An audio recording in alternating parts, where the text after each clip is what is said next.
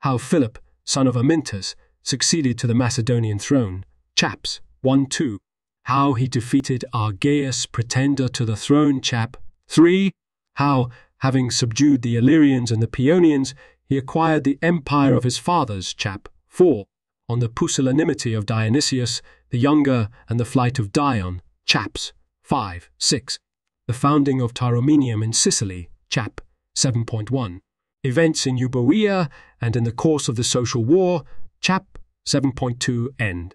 Siege of Amphipolis by Philip and its capture, chap. 8.12.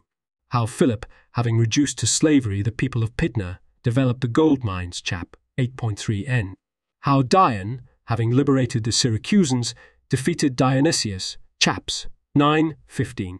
How, after being expelled from his native land, he again got control of Syracuse, chaps. 16-20. Conclusion of the social war, chaps. 21, 22.2. Combination of three kings against Philip, chap. 22.3. How Philomulus the Phocian, having seized Delphi and its oracle, kindled the sacred war, chaps. 23, 25. On the original discovery of the oracle, chap. 26. The defeat and death of Philomulus the Phocian, chaps. 27, 31. Onomarchus' succession to the command and his preparations for war, chaps. 32, 33. How the Boeotians, having come to the assistance of Artabazus, defeated the satraps of the great king, chap. 34.12. How the Athenians, having gained the mastery of the Chersonnesus, colonized it, chap. 34.34. How Philip, having captured Methone, razed it, chap. 34.4 end. How Philip, having defeated the Phocians, drove them from Thessaly, chap. 35.1. How Onomarchus the Phocian, having defeated Philip in 2 battles, brought him into extreme peril, chap. 35.2. How Onomarchus, having defeated the Boeotians, seized Coronea, chap. 35.3. How Onomarchus, in a pitched battle with Philip and the Thessalians in Thessaly, was defeated, chap. 35.45. How Onomarchus himself was hanged and the rest of his faction were drowned in the sea as Templar robbers, chap. 35.6. How Phalus, having succeeded to the command, coined into money many of the silver and gold dedications at the shrine, chap. 36.1. How, having raised the rate of pay, he gathered a multitude of mercenaries, chap. 36. How he raised the fortunes of the Phocians when they were at their lowest ebb, chap. 37.1. How, by corrupting the cities and their chief men with bribes, he won many allies, chap. 37.23. How the tyrants of the Phaeacians, having betrayed Phere to Philip, became allies of the Phocians, chap. 37.3. Battle of the Phocians with the Boeotians near Orchomenus and defeat of the Phocians, chap. 37.45. Other battles of the same peoples by the Cephasus and Coronea and victory of the Boeotians, chap. 37.56. How Phalus, having made an expedition into Locris, captured many cities, chap. 38.15. How Phalus, having fallen ill of a wasting sickness, died a painful death, chap. 38.6. How Phalaicus, having succeeded to the command, conducted the war disgracefully and was driven into exile, chaps. 38.6, end in 59. How the peoples of the Peloponnese broke out in civil strife, chap. 39. How Artaxerxes, commonly called Ochus, again got possession of Egypt, Phoenicia, and Cyprus, chaps. 40:52.8. How Philip, having won the Chalcidian cities to his side, raised their most important one, chaps. 52.9-55. Investigation of the expenditure of the sacred monies and punishment of the pillagers, chaps. 56-57. How those who took refuge at the shrine of Apollo, Phocians all, 500 in number, were miraculously to the last man burned to death, chap. 58. How the Phocian War was concluded, chaps. 59-60. How those who had participated with the Phocians in the pillaging of the shrine were all punished by some sort of divine agency, chaps. 61-64. The voyage of Timoleon to Sicily and his fortunes up to his death, chaps. 65-90 passim. The siege of Perinthus and Byzantium by Philip, chaps. 74-76. 77. Philip's battle with the Athenians at Charonaea and the defeat of the Athenians, chaps. 84-88. How the Greeks chose Philip as their generalissimo, chap. 89. How Philip was assassinated as he was about to cross into Asia, chaps. 91-95. In all systematic historical treatises, it behooves the historian to include in his books actions of states or of kings which are complete in themselves from beginning to end, for in this manner I conceive history to be most easy to remember and most intelligible to the reader. Now, incomplete actions, the conclusion of which is unconnected with the beginning, interrupt the interest of the curious reader, whereas if the actions embrace a continuity of development culminating naturally, the narrative of events will achieve a well-rounded perfection. Whenever the natural pattern of events itself harmonizes with the task of the historian, from that point on, he must not deviate at all from this principle. Consequently, now that I have reached the actions of Philip son of Amyntas, I shall endeavor to include the deeds performed by this king within the compass of the present book.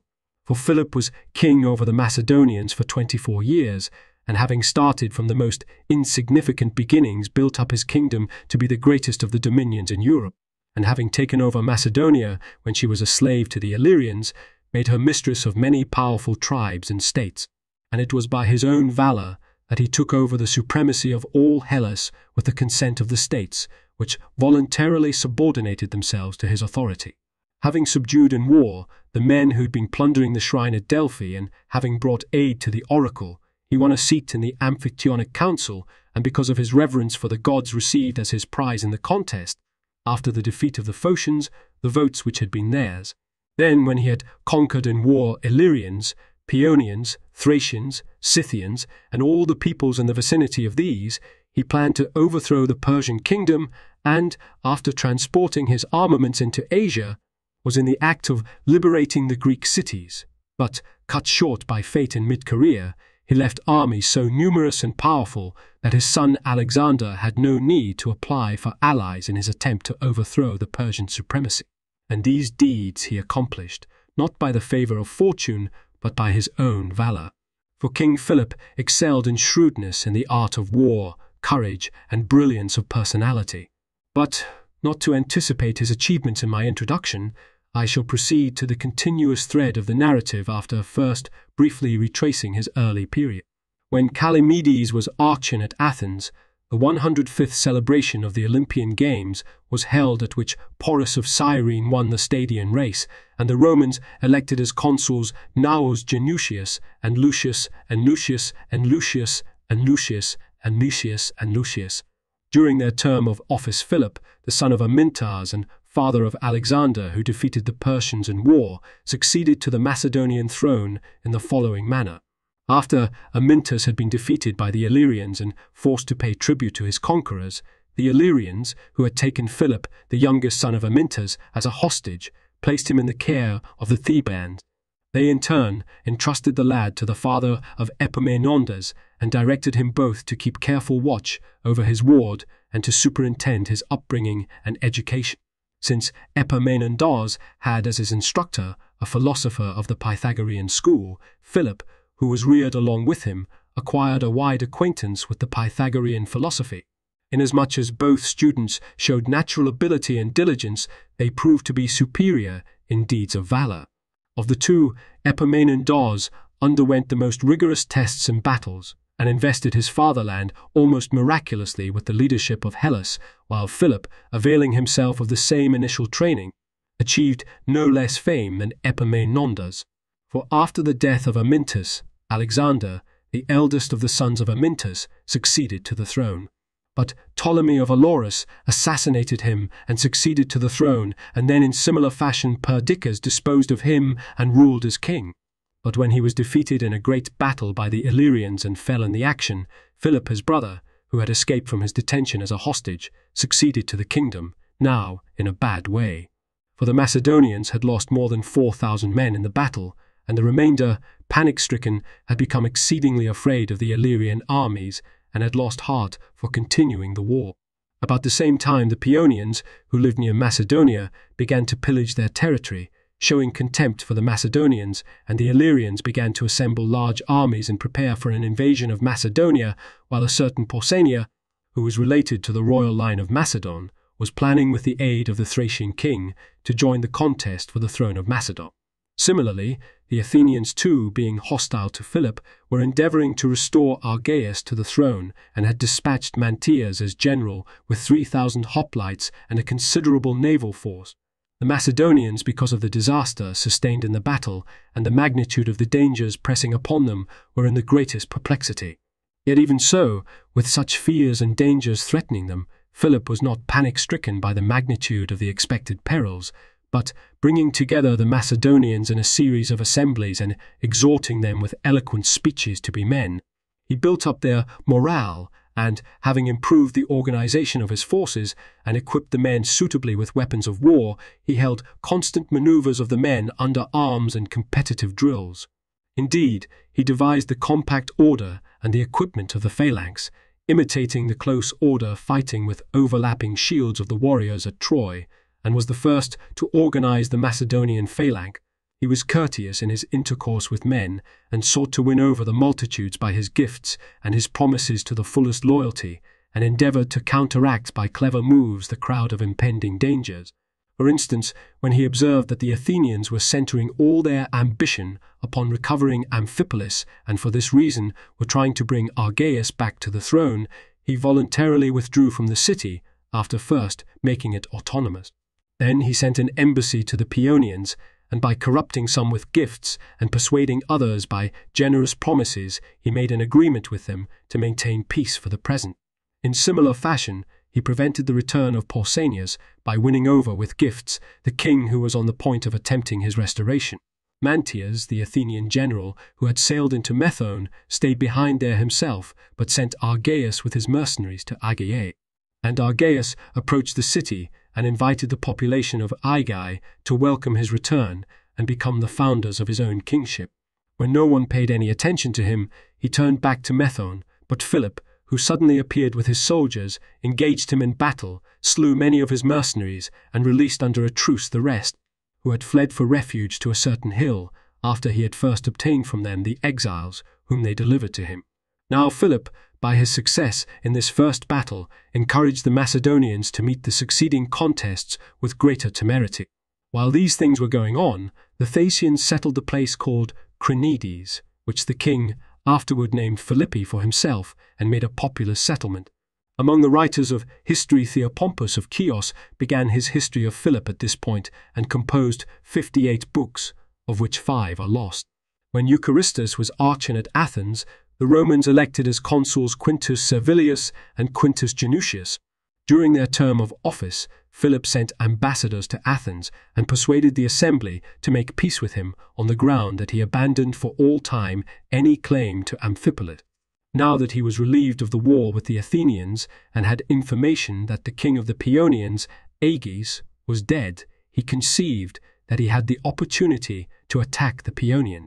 Accordingly, having conducted an expedition into Paeonia and defeated the barbarians in a battle, he compelled the tribe to acknowledge allegiance to the Macedonians, and since the Illyrians were still left as enemies, he was ambitious to defeat them in war also. So, having quickly called an assembly and exhorted his soldiers for the war in a fitting speech, he led an expedition into the Illyrian territory, having no less than 10,000 foot soldiers and 600 horsemen. Bardalus, the king of the Illyrians, having learned of the presence of the enemy, first dispatched envoys to arrange for a cessation of hostilities on the condition that both sides remained possessed of the cities which they then controlled. But when Philip said that he indeed desired peace, but would not, however, concur in that proposal unless the Illyrians should withdraw from all the Macedonian cities, the envoys returned without having accomplished their purpose, and Bardalus, relying upon his previous victories and the gallant conduct of the Illyrians, came out to meet the enemy with his army, and he had 10,000 picked infantry soldiers and about 500 cavalry. When the armies approached each other and with a great outcry clashed in the battle, Philip, commanding the right wing, which consisted of the flower of the Macedonians serving under him, ordered his cavalry to ride past the ranks of the barbarians and attack them on the flank, while he himself, falling on the enemy in a frontal assault, began bitter combat. But the Illyrians, forming themselves into a square, courageously entered the fray. And at first, for a long while, the battle was evenly poised because of the exceeding gallantry displayed on both sides, and as many were slain and still more wounded, the fortune of battle vacillated first one way then the other, being constantly swayed by the valorous deeds of the combatants. But later, as the horsemen pressed on from the flank and rear, and Philip, with the flower of his troops, fought with true heroism, the mass of the Illyrians was compelled to take hastily to flight. When the pursuit had been kept up for a considerable distance, and many had been slain in their flight, Philip recalled the Macedonians with the trumpet, and erecting a trophy of victory buried his own dead, while the Illyrians, having sent ambassadors and withdrawn from all the Macedonian cities, obtained peace. But more than 7,000 Illyrians were slain in this battle. Since we have finished with the affairs of Macedonia and Illyria, we shall now turn to events of a different kind. In Sicily, Dionysius the Younger, tyrant of the Syracusans, who had succeeded to the realm in the period preceding this, but was indolent and much inferior to his father, pretended, because of his lack of enterprise, to be peacefully inclined and mild of disposition. Accordingly, since he had inherited the war with the Carthaginians, he made peace with them, and likewise pursued war listlessly for some time against the Lucanians, and then, in the latest battles, having had the advantage, he gladly brought to a close the war against them. In Apulia, he founded 2 cities because he wished to make safe for navigators the passage across the Ionian Sea, for the barbarians who dwelt along the coast were accustomed to put out numerous pirate ships and render the whole shore along the Adriatic Sea unsafe for merchants. Thereafter, having given himself over to a peaceful existence, he relieved the soldiers of their drills in warfare, and though he had succeeded to the greatest of the realms in Europe, the tyranny that was said by his father to be bound fast by adamantine chains, yet, strange to say, he lost it all by his pusillanimity. The causes for its dissolution and the various events I shall attempt to record. When Cephisodotus was archon at Athens, the Romans elected as consuls Gaius Licinius and Gaius Sulpicius. During their term of office, Dion, son of Hipparinus and the most distinguished of the Syracusans, escaped from Sicily, and by his nobility of spirit set free the Syracusans and the other Sicilian Greeks in the following manner. Dionysius the elder had begotten children of 2 wives, of the first, who was a Locrian by birth, Dionysius, who succeeded to the tyranny, and of the second, who was the daughter of Hipparinus, a Syracusan of great renown, 2 sons, Hipparinus and Nicaeus. It chanced that the brother of the second wife was Dion, a man who had great proficiency in philosophy, and, in matter of courage and skill in the art of war, far surpassed the other Syracusans of his time. Dion, because of his high birth and nobility of spirit, fell under suspicion with the tyrant, for he was considered powerful enough to overthrow the tyranny. So, fearing him, Dionysius decided to get him out of the way by arresting him on a charge involving the death penalty. But Dion, becoming aware of this, was at first concealed in the home of some of his friends, and then escaped from Sicily to the Peloponnese in the company of his brother Megacles and of Heraclides, who had been appointed commandant of the garrison by the tyrant. When he landed at Corinth, he besought the Corinthians to collaborate with him in setting free the Syracusans, and he himself began to gather mercenary troops and to collect suits of armor. Soon many gave ear to his pleas, and he gradually accumulated large supplies of armor and many mercenaries. Then, hiring 2 mercenaries, hiring 2 merchantmen, he loaded on board arms and men, while he himself with these transports sailed from Zacynthus, which is near Cephallenia, to Sicily, but he left Heraclides behind to bring up later some triremes as well as merchantmen to Syracuse. While these things were going on, Andromachus of Tauromenium, who was the father of Timaeus, the author of the Histories, and distinguished for his wealth and nobility of spirit, gathered together the men who had survived the raising of Naxos by Dionysius. Having settled a hill above Naxos called Tauros, and remained there a considerable time, he called it Tauromenium from his remaining on Tauros. And as the city made quick progress, the inhabitants laid up great wealth, and the city, which had won considerable repute, finally, in our own lifetime, after Caesar had expelled the inhabitants of Tauromenium from their native land, received a colony of Roman citizens. While these things were going on, the inhabitants of Euboea fell into strife among themselves, and when one party summoned the Boeotians to its assistance and the other the Athenians, war broke out over all Euboea. A good many close combats and skirmishes occurred in which sometimes the Thebans were superior and sometimes the Athenians carried off the victory. Although no important pitched battle was fought to a finish, yet when the island had been devastated by the intestinal warfare and many men had been slain on both sides, at long last admonished by the disasters, the parties came to an agreement and made peace with one another. Now the Boeotians returned home and remained quiet, but the Athenians, who had suffered the revolt of Chios, Rhodes and Kos and moreover of Byzantium, became involved in the war called the Social War, which lasted 3 years. The Athenians chose Chors and Chabrias as generals and dispatched them with an army. The 2 generals, on sailing into Chios, found that allies had arrived to assist the Chians from Byzantium, Rhodes, and Kos, and also from Mausolus, the tyrant of Caria. They then drew up their forces and began to besiege the city both by land and by sea. Now Chors, who commanded the infantry force, advanced against the walls by land and began a struggle with the enemy who poured out on him from the city, but Chabrias, sailing up to the harbour, fought a severe naval engagement and was worsted when his ship was shattered by a ramming attack. While the men on the other ships withdrew in the nick of time and saved their lives, he, choosing death with glory instead of defeat, fought on for his ship and died of his wound.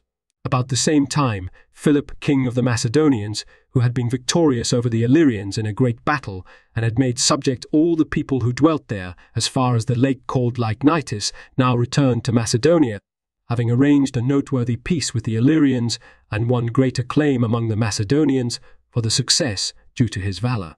Thereupon, finding that the people of Amphipolis were ill-disposed toward him and offered many pretexts for war, he entered upon a campaign against them with a considerable force. By bringing siege engines against the walls and launching severe and continuous assaults, he succeeded in breaching a portion of the wall with his battering rams, whereupon, having entered the city through the breach and struck down many of his opponents, he obtained the mastery of the city and exiled those who were disaffected toward him, but treated the rest considerately. Since this city was favorably situated with regard to Thrace and the neighboring regions, it contributed greatly to the aggrandizement of Philip. Indeed, he immediately reduced Pydna and made an alliance with the Olynthians, in the terms of which he agreed to take over for them Potidaea, a city which the Olynthians had set their hearts on possessing. Since the Olynthians inhabited an important city, and because of its huge population had great influence in war, their city was an object of contention for those who sought to extend their supremacy. For this reason, the Athenians and Philip were rivals against one another for the alliance with the Olynthians.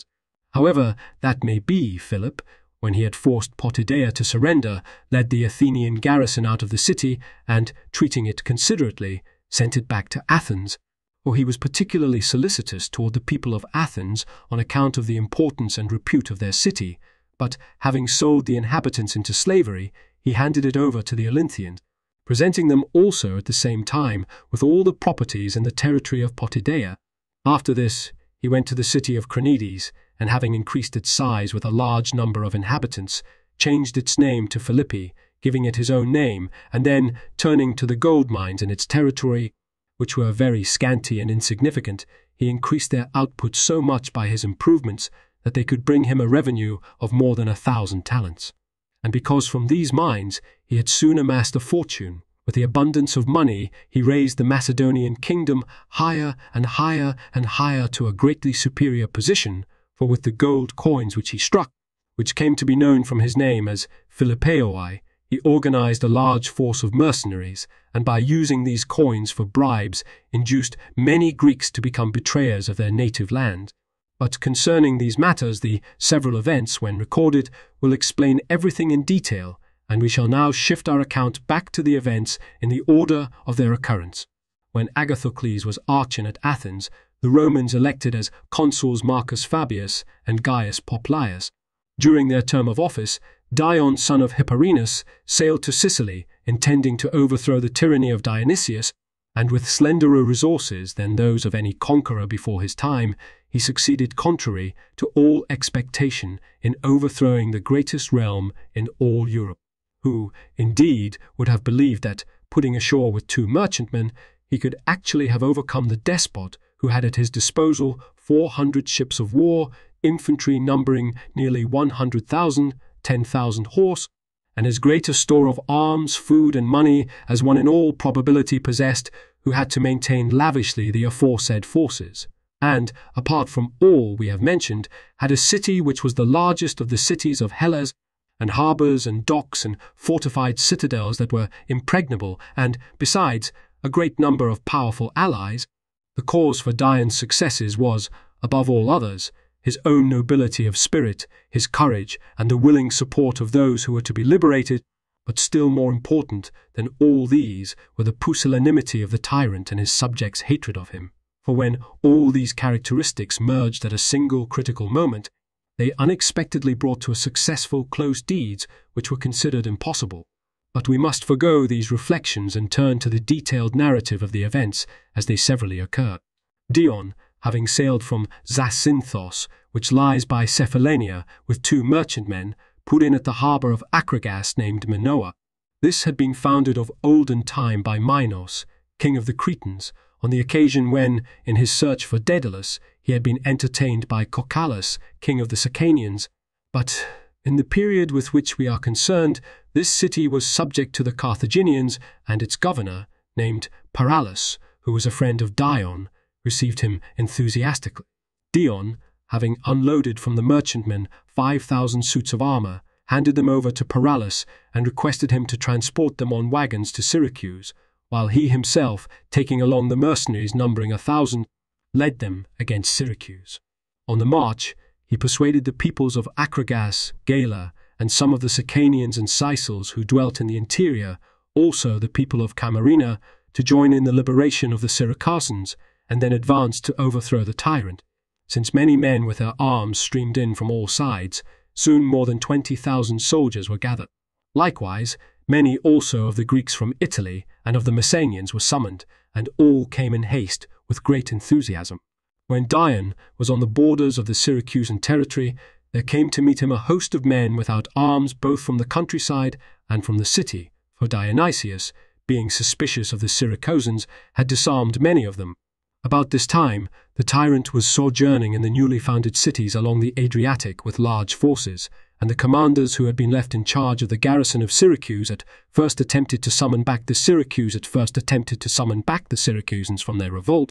But when the impulse of the mobs could not be checked, they gave up in despair and gathered mercenaries and those who favoured the cause of the tyrant, and having filled their ranks decided to attack the insurgent. Dion distributed the 5,000 suits of armour to such of the Syracusans as were unarmed, and equipped the rest as well as he could with weapons that came to hand. Then, having brought them all to a general assembly, he disclosed that he had come for the liberation of the Greeks of Sicily, and he urged them to elect as generals those men who were well qualified to effect the restoration of their independence and the dissolution of the entire tyranny. The crowd, as with one voice, cried out that it chose Dion and his brother Megacles as generals with absolute power. Accordingly, he drew up his army in line of battle immediately at the close of the assembly and advanced upon the city. Since no one disputed with him the open country, he entered fearlessly within the walls, and making his way through Acradina encamped in the marketplace, no one daring to come out against him. The whole number of the soldiers with Dion was not less than 50,000. All of these, with garlands on their heads, came down to the city under the leadership of Dion and Megacles, and with them 30 Syracusans who alone of the exiles in the Peloponnese were willing to share in the battles with their fellow Syracusan. Now that all the city had put on the garb of freedom in exchange for that of slavery, and that fortune had changed the sullen looks of the tyranny to festival gaiety, every house was filled with sacrificing and rejoicing, as the citizens burnt incense on their own hearths, thanked the gods for their present blessings, and offered hopeful prayers for blessings to come. The women, too, raised great shouts of joy for the unexpected good fortune, and gathered together in throngs throughout the whole city. There was no freeman, no slave, no stranger who did not hasten to gaze upon Dion, and all applauded the man's valour in terms too exalted for a mere mortal. And they had good reason for such feelings because of the magnitude and unexpected nature of the change. For after having experienced 50 years' slavery and forgotten the meaning of freedom through the lapse of time, They were suddenly released from their misfortune by the valor of a single man. Dionysius himself at this time chanced to be sojourning near Colonia in Italy, and he sent for Philistus his general, who was cruising the Adriatic, to come with his fleet, and ordered him to sail to Syracuse. Both men made haste to reach the same spot, but Dionysius arrived 7 days after the return of Dion. Immediately then, on his arrival, desirous of outmaneuvering the Syracusans, he sent an embassy to make peace, and gave many indications that he would surrender his power as tyrant to the people and would accept of the people's government important privileges in exchange. He requested them to dispatch envoys to him so that he might sit in conference with them and bring the war to an end.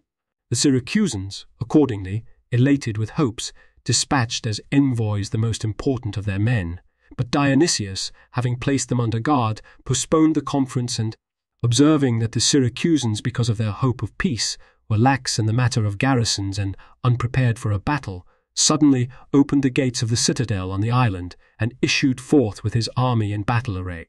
Since the Syracusans had constructed a cross-wall of their own from sea to sea, the mercenaries fell upon the wall with a loud and terrifying outcry, massacred many of the garrison, and, getting inside the wall, engaged in a struggle with those who were coming out to the rescue.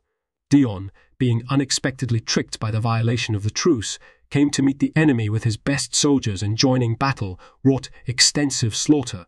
For when fighting took place, as if in a stadium, within the narrow interval afforded by the crosswall, a multitude of soldiers collected in a contracted space. For this reason, on both sides, men outstanding in gallantry met in the action, and since Dionysius's mercenaries, by the size of the promised rewards, and the Syracusans, by the hope of freedom, were wrought up to a high pitch of rivalry, at first the battle stood equally poised, as the valor of both sides in the fight was equal. Many fell, and not a few were wounded, receiving all the blows in front. For on the one hand, those in the front rank courageously met death, defending the rest, and those arrayed behind them, covering them with their shields as they fell, and holding firm in the desperate peril, took the most dangerous risks to win the victory. After this engagement, Dion, wishing to display his valor in the battle, and eager to win the victory by his own deeds, forced his way into the midst of the enemy, and there, in an heroic encounter, slew many, and having disrupted the whole battle line of the mercenaries, was suddenly cut off and isolated in the crowd. Many missiles, hurled at him, fell upon his shield and helmet, but he escaped these owing to the protection of his armor. But receiving a wound on his right arm, he was borne down by the weight of the blow, and barely escaped capture by the enemy. The Syracusans, fearing for their general's safety, dashed into the mercenaries in heavy formation and rescued the distressed Dion from his perils, then overpowering the enemy, forced them to flee. Since likewise, in the other part of the wall, the Syracusans had the superiority, the tyrant's mercenaries were chased in a body inside the gates of the island. The Syracusans, who had now won victory in a significant battle and had securely recovered their freedom, set up a trophy to signalize the tyrant's defeat. After this, Dionysius, who had failed and by now despaired of his tyranny, left a considerable garrison in his citadels, while he himself, having secured permission to take up his dead, 800 in number, gave their bodies a magnificent burial, causing them to be crowned with golden crowns and wrapped in fine purple, for he hoped by his solicitude for them to incite the survivors to fight spiritedly in defense of the tyranny. And those who had behaved gallantly he honored with rich gifts, and he kept sending messengers to the Syracusans to confer about terms of a settlement. But Dion, in the matter of his embassies, by constantly offering plausible excuses, kept making postponements, and, when he had meanwhile constructed the remainder of the wall at his leisure, he then called for the embassies, having outmaneuvered the enemy by encouraging their hopes of peace. When discussion arose concerning the terms of settlement, Dion replied to the ambassadors that only one settlement was possible, namely, that Dionysius should resign his position as tyrant and then deign to accept certain privileges. But Dionysius, since Dion's reply had been arrogant, assembled his commanders and began to deliberate on the best means of defending himself against the Syracusans. Having plenty of everything but grain and being in control of the sea, he began to pillage the countryside, and, finding it difficult to provide subsistence from his foraging parties, he dispatched merchantmen and money to purchase grain. But the Syracusans, who had many ships of war and kept putting in an appearance at opportune places, made off with many of the supplies which were being brought in by the traders. This was the situation of affairs in Syracuse. In Greece, Alexander, tyrant of Pherae, was assassinated by his own wife Thebe and her brothers Lycophron and Tissaphernes. The brothers at first received great acclaim as tyrannicides, but later, having changed their purpose and bribed the mercenaries, they disclosed themselves as tyrants, slew many of their opponents, and, having contrived to make their forces imposing, retained the government by force. Now, the faction among the Thessalians called Aleuadae, who enjoyed a far-flung reputation by reason of their noble birth, began to oppose the tyrant. But not being of sufficient strength to fight by themselves, they took on Philip, the king of the Macedonians, as ally. And he, entering Thessaly, defeated the tyrants, and, when he had vindicated the independence of their cities, showed himself very friendly to the Thessalian.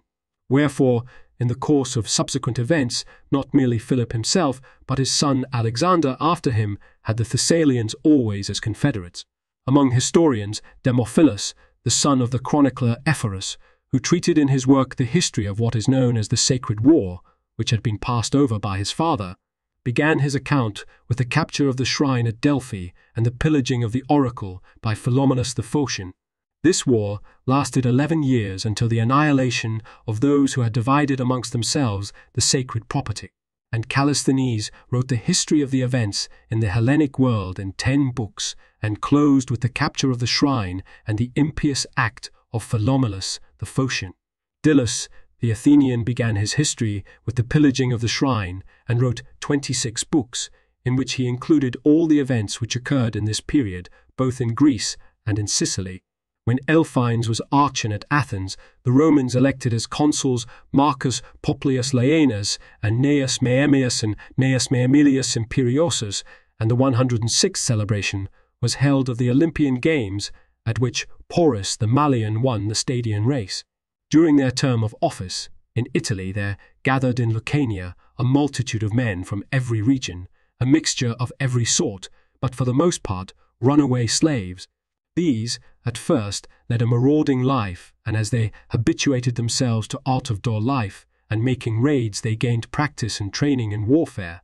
Consequently, since they regularly had the upper hand with the inhabitants in their battle, they reached a state of considerably increased importance.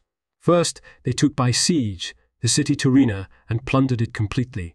Then, having taken Hipponium, Thurii, and many other cities, they formed a common government and were called Bruttians from the fact that most of them were slaves, or in the local dialect, runaway slaves were called Bruttians. Such, then, was the origin of the people of the Bruttians in Italy. In Sicily, Philistus, Dionysius's general, sailed to Rhegium and transported to Syracuse the cavalry, more than 500 in number. When he had added to these other cavalry more numerous and 2,000 infantry, he made an expedition against Leontini, which had revolted from Dionysius, and having succeeded in entering the walls, by night captured a portion of the city. A sharp engagement ensued, and the Syracusans came to the aid of the Leontinians, so that he was defeated and was driven out of Leontini. Heraclides, who had been left behind by Dion as commander of his men of war, being hindered by storms in the Peloponnese, was too late for Dion's return and the liberation of the Syracusans, but he now came with 20 men of war and 1,500 soldiers. Being a man of very great distinction and considered worthy of the position, he was chosen admiral by the Syracusans, and, having been assigned to the supreme command of the armed forces along with Dion, he participated in the war against Dionysius.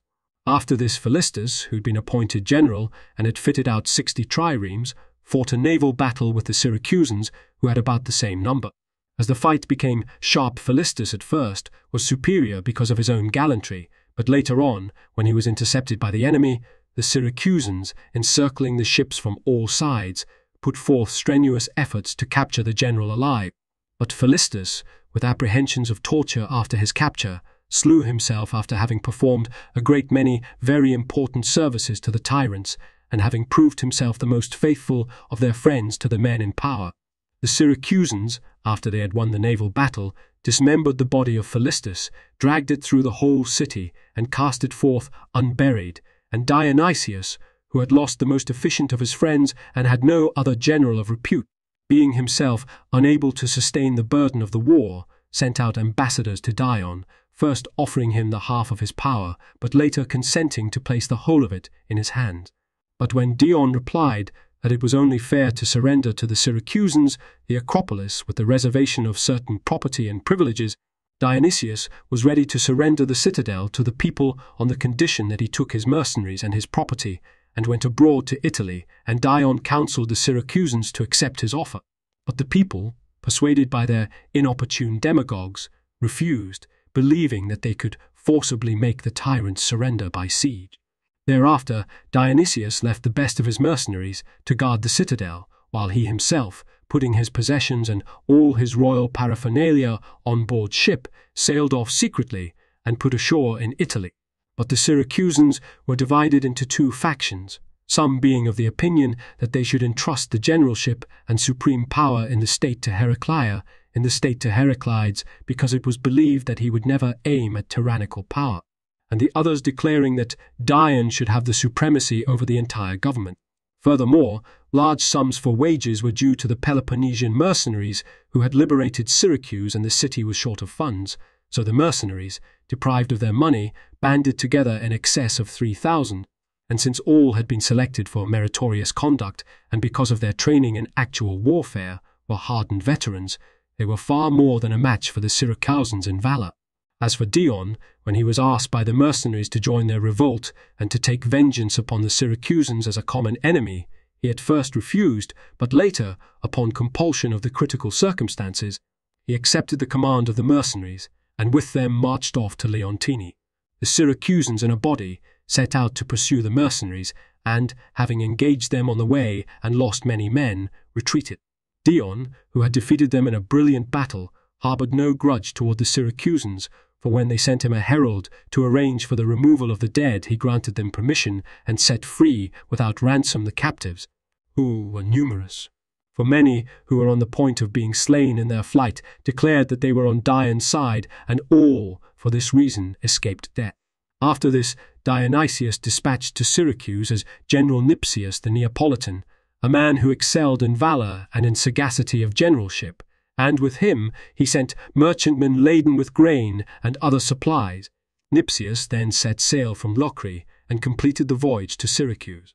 The tyrant's mercenaries, stationed on the Acropolis, as their supply of grain failed at this time, were in dire distress for want of supplies, but for a time endured in good spirits their lack of food.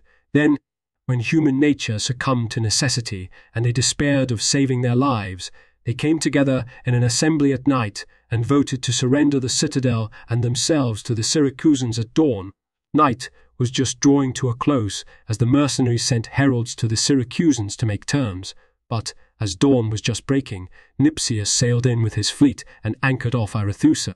Consequently, now that scarcity had suddenly changed into a great abundance of supplies, the general Nipsius, after disembarking his soldiers, held a joint assembly, presented arguments suitable to the occasion, and won the support of the men to meet the perils in store. Now the Acropolis, which was already on the point of being given over to the Syracusans, was unexpectedly preserved in the aforesaid manner, but the Syracusans, manning all their triremes, sailed against the enemy while they were still occupied in unloading the supplies. Since the attack was unexpected and the mercenaries in the citadel could only be drawn up in confused fashion against the enemy triremes, a naval battle took place in which the Syracusans had the superiority. In fact, they sank some of the ships, gained possession of others, and pursued the remnant to the shore. Elated by their success, they offered magnificent sacrifice to the gods in honor of the victory, and, turning to banqueting and drink, with contempt for the men they had defeated, were negligent about their guards.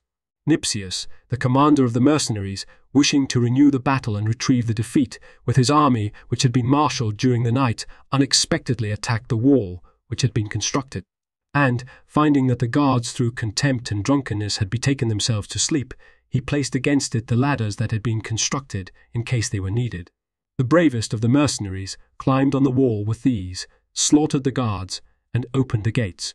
As the men poured into the city, the generals of the Syracusans, becoming sober after their drunkenness, tried to bring aid, but, their efforts being hampered by the wine, some were slain and some fled, When the city had been captured and almost all the soldiers from the citadel had rushed inside the circuit walls, since the Syracusans were panic-stricken by the suddenness and confusion of the attack, a great slaughter took place.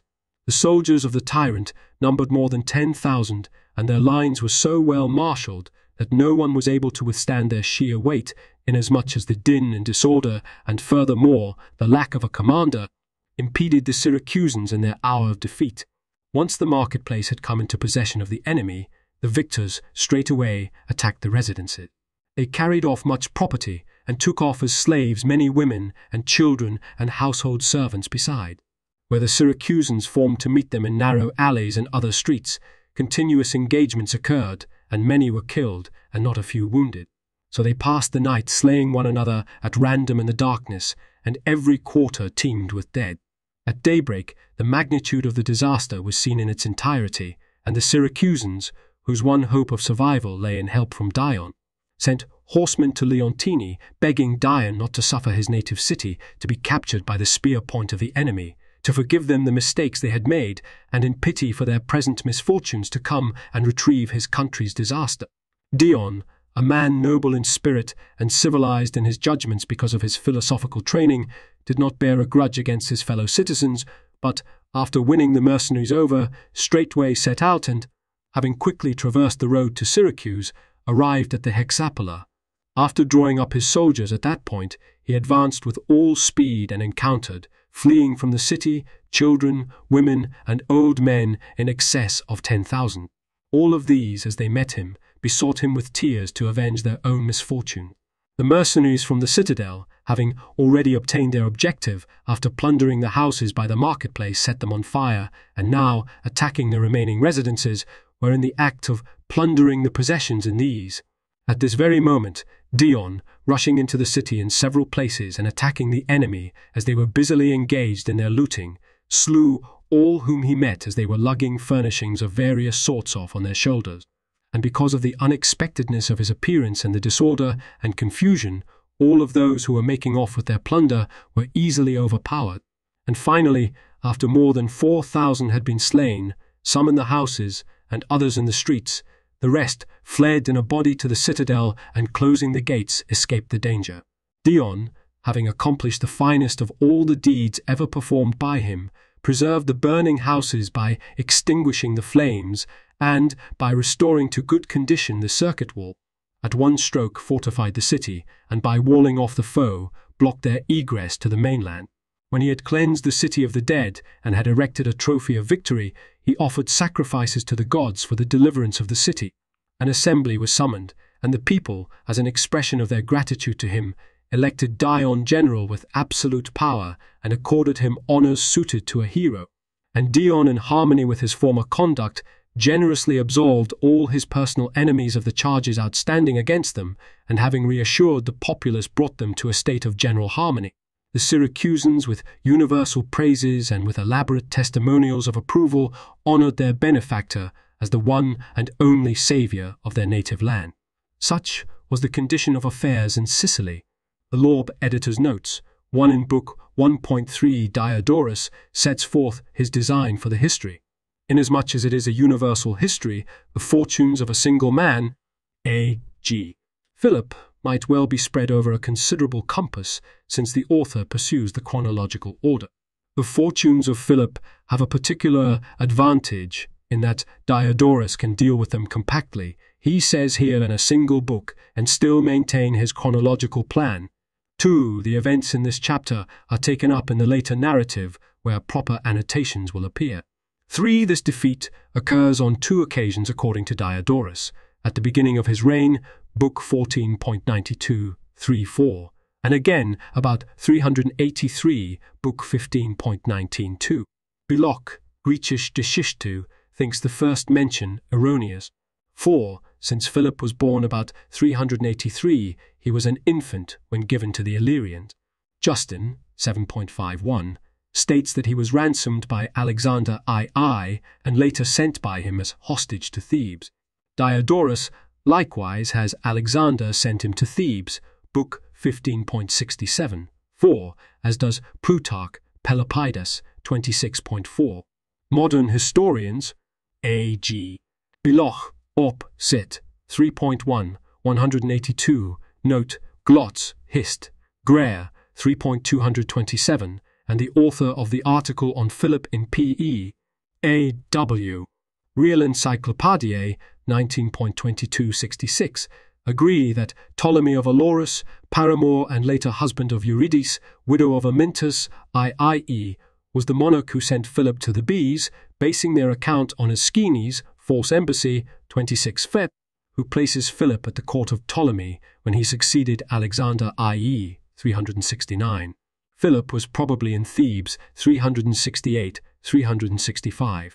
His adoption of the oblique order of battle from Epaminondas is probably the most striking result of his sojourn in Thebes. See Wilkin, Alexander the Great, translated by G.C.E. Richards, 30. 5. Lysis of Tarentum, see Nepos, Epaminondas, 2.2. But Wesseling quotes Plutarch, De Genio Socrates, 584, to show that Lysis died shortly before the deliverance of Thebes. For the education of Epaminondas, see book 15.39.2. According to Plutarch, Pelopidas, 26.5, Philip was a hostage in the house of Parmenes, books 15.94.2 and 16.34.2 and 16.34, 1, 2, and not in the house of Epaminondas' father, whose name was Polymus Nepos, Op. Cit. 1.1. Certainly, Epaminondas had passed his student days when Philip was a hostage, since he had already won the Battle of Leuctra. 6. See Book 15.63. 7c, Book 15.71, 1. 8c, Book 15.77, 5. 9. Bardalus was the name of their formidable king, Pickard Cambridge, Cambridge Ancient History, 6.205. And he was only a Pitropos regent for Perdiccas' son, Amyntas, I.K.W. Real Encyclopédie, 19.2266, 2267. Under Perdiccas, after his return from Thebes, he had administered a district of Macedonia. See Pickard Cambridge, Cambridge Ancient History, 6.204. 11. See Aeschines' False Embassy, 2627. He had striven for the crown at the death of Alexander, i.e. See F. Geer, Macedonian Besuur Thronsbestigung, Philips II, Beerheft 19 der Historischen Zeitschrift, 1930, 132. 12. Beresades, Griechisch Geschichte, 3.1, Griechisch Geschichte, 3.1, 225, Note 1. 13. See Book 14.92, 4 and Beloch, L.C., also, Pone 102. Also, Geer, Op. Cit. 139. 14. For the reorganization of the Macedonian army, see Pickard Cambridge, Cambridge Ancient History, 6.205. The addition of foot soldiers to form the famous phalanx and the provision of a long pike, sarissa, were the most important military reforms. See also Wilkin, Alexander the Great, trans. 31, 32. 15. See Homer, Iliad, 13.131 f. Spear, crowded spear, shield, helmet, man-pressed helmet, man and shield. The hairy crests of their resplendent casques kissed close at every nod, so wedged they stood. Cowper's translation. These lines are quoted of the phalanx by Polybius, 18.28, 6, and Curtius Rufus, 3.213. 16. Amphipolis was coveted by the Athenians, who had lost it to Brasidas in the Peloponnesian War, because of its commanding position by the Strymon River, giving access to the plains of Macedonia, and its nearness to forests needed in shipbuilding and to the gold and silver mines of Meat. Between this occasion, when Amphipolis was declared autonomous to thwart Argaeus, who had promised to hand it over to Athens if they made him king, and Philip's capture of the town, see chap 8.2, Fef.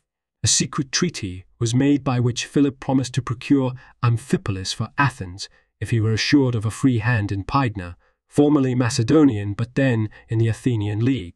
See Beloch, Griechisch Geschichte 3.1, 225, 226, Pickard Cambridge, Cambridge Ancient History 6.203, 204, Compare Polyaenus 4.217, Justin 7.6, Demosthenes 23.121, 2.6f, and Theopompus, Fr. 165, Oxford. 17. The Thracian king mentioned chap. 2.6. 18. See chap. 2.6. Methone is above Pydna near the Macedonian border. 19. Old capital of Macedonia, considerably inland. 20. Some of these were Athenians whose losses he made good and through whom he tried to arrange an alliance with Athens. See Demosthenes, 23.121. 21. Northeast of Me, Pangaeus in Thrace. Philippi is a city that was formerly called Datus, and before that Crenides, because there are many springs bubbling around a hill there. Philip fortified it because he considered it an excellent stronghold against the Thracians, and named it from himself, Philippi. Appian, Civil Wars 4.105, translated by White, L.C.L. Datus was the older name found in Herodotus, 9.75. Crenides is found in Ig. 22.127 of the year 356-5. This seems to be the first instance of the practice, later so common, of naming cities for a king. 22 of this work, the longest history published till then, 217 fragments remain. Theopompus's admiration for Philip is reflected by Diodorus, who must have relied heavily on his account. For the contents of the Philippica, see Belloc, Griechische Geschichte 2, 3.2, 1824. 23. See note on chap. 3.3.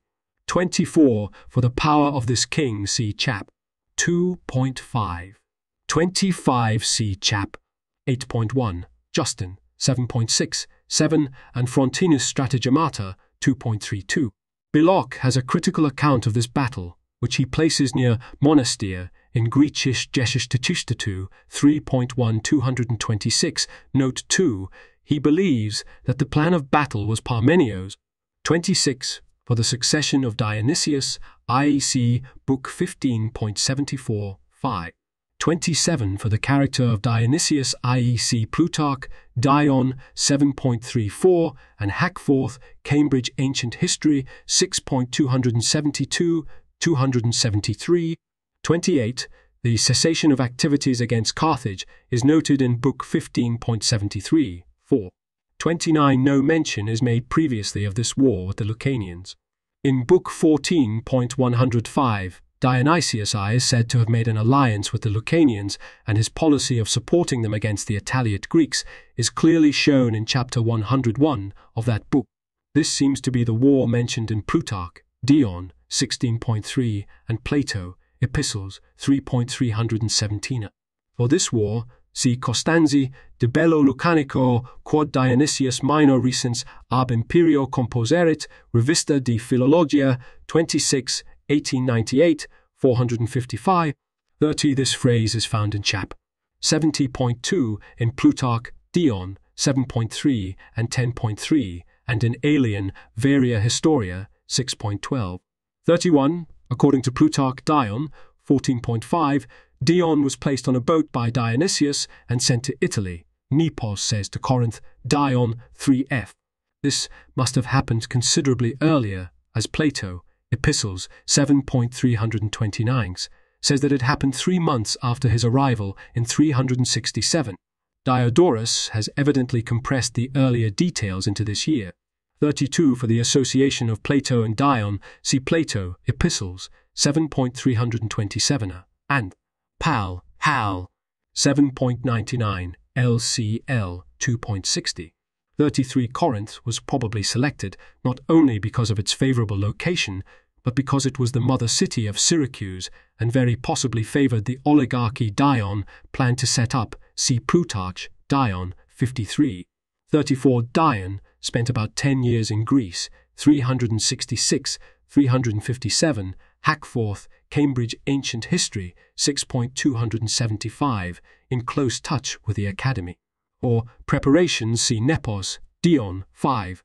35. Diodorus says 1000 chap, 9.5, to which, if 1500 under Heraclides chap, 16.2 are added, the number 3000 is approximated. Chap. 17.3 and Anaximenes de Rhetorica ad Alexandrum 8.3 1429. For other details of the expedition, see Plutarch, Dion 22-24. For a circumstantial account, see Belloc, Griechisch Geschichte 3.1 257 and Note 3, followed by Hackforth, Cambridge Ancient History 6.277, 36 see Chap. 68.8 and Plutarch, Timoleon 10.4. 37 for a different story, see Book 14.59-2. Naxos, 3 miles from Tauromenium, was destroyed by Dionysius in 403, Book 14.15-2, and its territory assigned to neighboring Siculi, Ibid. 3.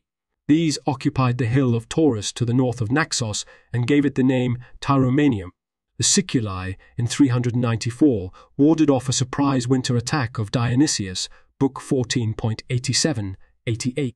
By the peace of 392, Dionysius regained Tauromenium, expelled the Siculi, and settled his mercenaries on the spot, Book 14.96-4. Probably this present settlement by Andromachus is to be regarded as a new foundation. See Wesseling's note on Book 14.59. 38. Since Tauromenium had been a stronghold of Sextus Pompey, Augustus, as a precautionary measure, and because of its strong position commanding the coast road between Syracuse and Messene, expelled the former inhabitants to make room for new colonists. It may have been one of the Sicilian cities colonized by Augustus in Dio Cassius, 54.7, 121 BCE.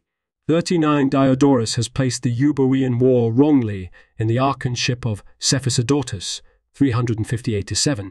The war lasted only 30 days, according to Aeschines in Ctesiphonta, 85, and occurred under Agathocles, 357.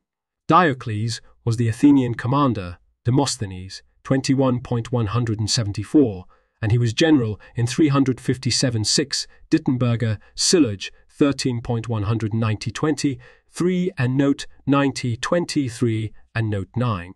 The Treaty of Peace is also dated under the archonship of Agathocles, Ibid, 20 Ig, 22.124. That the social war had already begun is proved by the intentional erasure of Chabrias's Chap. 7.3. Name from this inscription, he was no longer general when the treaty was signed, since he had fallen at Chio. For discussion, see Belloc, Griechische Geschichte 3.2, 258 and 3.1, 238, Note 2. 40 again, Diodorus is wrong in the dating of the social war. The war opened with the attack on Chios, in which Chabrias fell. For reasons given in the preceding note, this must be the year 357-6. Diodorus, Chap. 22.2, closes the war in the year of Elpines, 356-5, after it has lasted 4 years. Dionysius, Delicia, Eudicium 12, 480, placed social war in the years of Agathocles and Elpines, 357-6 and 356-5, which seems to be the correct dating. For discussion, see Belloc, Griechische Geschichte 32.262-162. 41. Mausolus was the prime instigator of the social war, see Demosthenes, 15.3. Yet Byzantium, Rhodes, and Chios had joined forces previously when stirred up by Epaminondas, see Book 15.79. 1. 42. See Nepos, Chabrias 4, Plutarch, Phocion 6.1, Demosthenes 20.80f. Or 43. See Chap. 4. 44. Western border of Macedonia by Lyncestis and Orestes. Or 45. See Chap. 3.3 An explanatory note, also 4.1. 46. See Wilkin, Alexander 33. 47. A good account of Philip's seizures of Amphipolis, Pydna, Potidæa, and Crinides is found in Pickett, Cambridge Ancient History 6.207-208. This account omits, as does Diodorus, Athens' declaration of war on Philip's retention of Amphipolis, which is attested by Isocrates, Philip 2, Aeschines, false embassy, 21, 70, 72, against Katasan, 54, and Ig, 22, 27, Polemos pros Philippon, of the year 356, or Amphipolis. See also note on chap. 3.3, Theopompus, Frere. 43, Oxford, Demosthenes, 1.8, 2.6, 7.27, 28, and on the exiles also Dittenberger, Sylloge, 13.194, 48, for Pydnacy Demosthenes, 20.63, 1.5, 49, for the alliance between Philip and Olynthus C. Demosthenes, 23.108, 2.14, 6.20, also Robinson, Transactions of the American Philological Association, 65, 1934, 122, 50 on Crinides. See chap. 3.7 and note. 51 worth about $6.25. According to Seltman, Greek coins, 200 and 201, the issue of Philippi bore the name of the town Philippon, see plate XVII, and only after 348 began the issue of Philippaioi. See also West, the early diplomacy of Philip I of Macedon, illustrated by his coins, Numismatic Chronicle, 3, 1923, 169 Feb. 52 confirmed by Plutarch, Dion, 25.1. The port was Heraclea Manoa, halfway between Acragas and Selinus, see Infra, S4. 53 confirmed by chap. 70.3, Plutarch, Dion, 14.2, Alien, Varia Historia, 6.12. Nepos, Dion, 5.3 gives Quingentes Longes Navibus. 54 of Ortygia and Epipole, the work of Dionysius I, see Book 14.7, 135, and Book 14.18 for these and other construction. 55 for this myth, see Book 4.77, 79. There is no mention of founding Manoa in chap. 79. 56 Plutarch, Dion, 25, 26.3 gives a more detailed account of Dion's voyage and his landing at Manoa. Senalus, Ibid, 25.12 U is the name given to the Carthaginian commander, Dion's friend. It is very possible that Carthage favored Dion's project since it gave every indication of weakening the military power of Syracuse, see Belloc, Guichishi, Gestich 2, 3.1, 258. 57. These seem to be the mercenaries he had brought, not new ones, see chap. 6.5. 58. See the account in Plutarch, Dion, 26, 27, and Hackforth, Cambridge Ancient History, 6.278.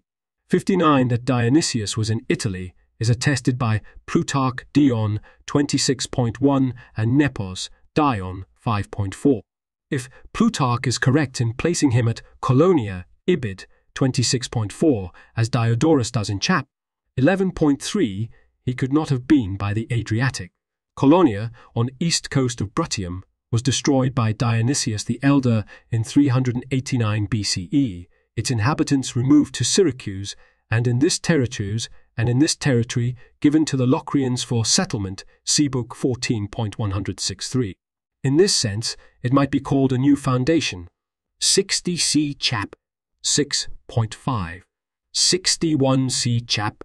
6.4. 62, see the interpretation of this maneuver by Hackforth, Cambridge Ancient History, 6.279. 63, see Plutarch's account in Dion, 28, 29. Acradina, Ibid 29.1, is an extension of the city, covering the eastern part of the plateau of Epipole. 64, see Plutarch, Dion, 27.3, who says 5,000, which is undoubtedly too low an estimate, as Diodorus's is too high. See Hackforth, Cambridge Ancient History, 6.278. 6525 is the number given by Plutarch, Dion, 22.4.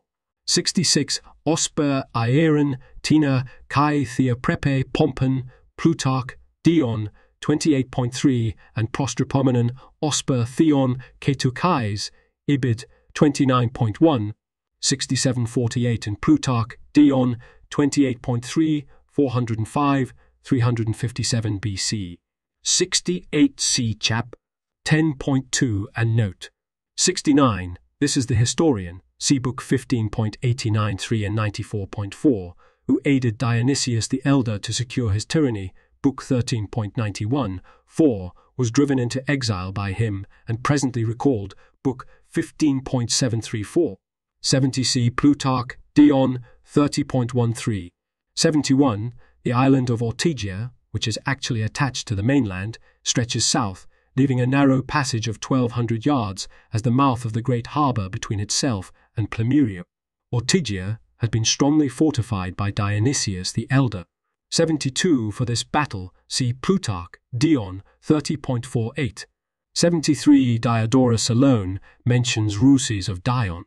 Plutarch, Dion, 31, 32.1, and Polyaenus, 5.28. Note, only those of Dionysius. 74. Diodorus has this event 1 year too late. It should be 358-7, counting 11 years from book 15.61-2. See Belloc, Griechische Geschichte 2, 3.283, 3.284. For the story, see Xenophon, Hell, 6.435f. Plutarch, Pelopidas, 35. Cicero, De Officiis, 2.725. Valerius Maximus, 9.13 3. Ptolemaeus, the third brother here omitted, is mentioned chap. 37.3. 75 from chap. 76.5, we learn that the work of Ephorus was in 30 books and that it closed with the capture of Perinthus.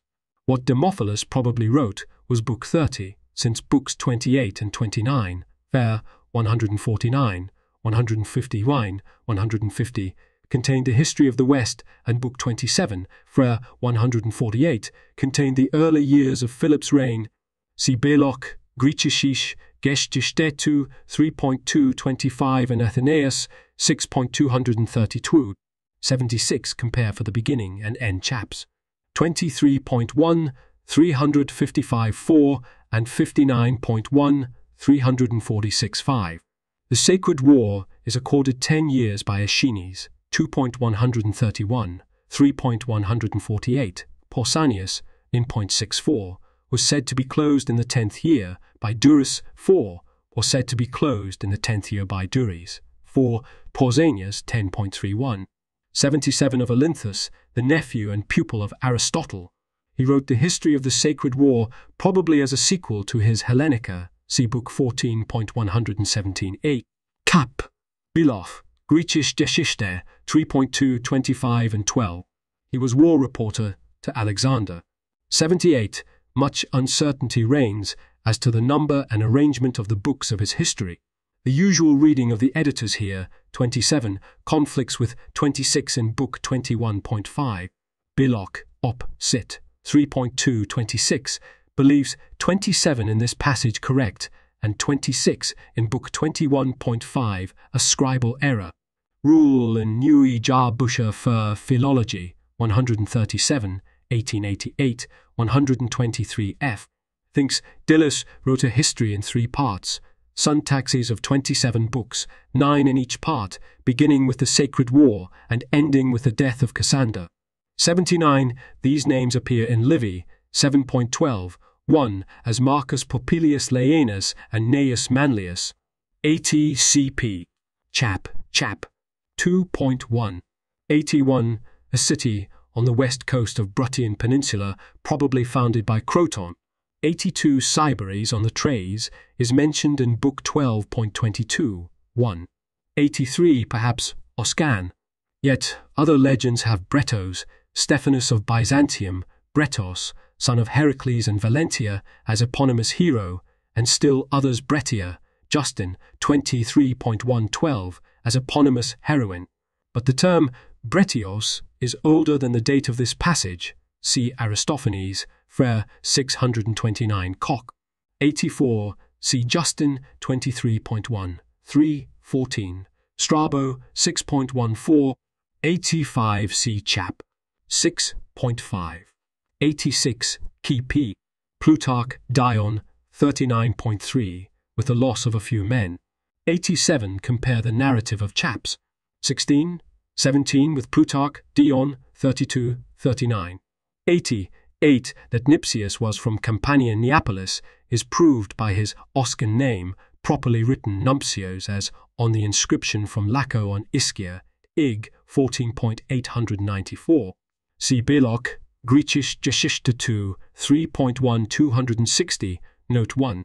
89 a fountain on the island of Ortygia, on the slope toward the great harbour. 90 entrance on the north to Thayer, a populous quarter of the city. 91 the enemy, in the citadel on the island, were prevented by the walls from crossing to the main part of the city on Acradina. 92 compare the narrative of Chaps. 18-20 with Plutarch, Dion, 41-48. The previous next to images with borders lead to more information. The thicker the border, the more information.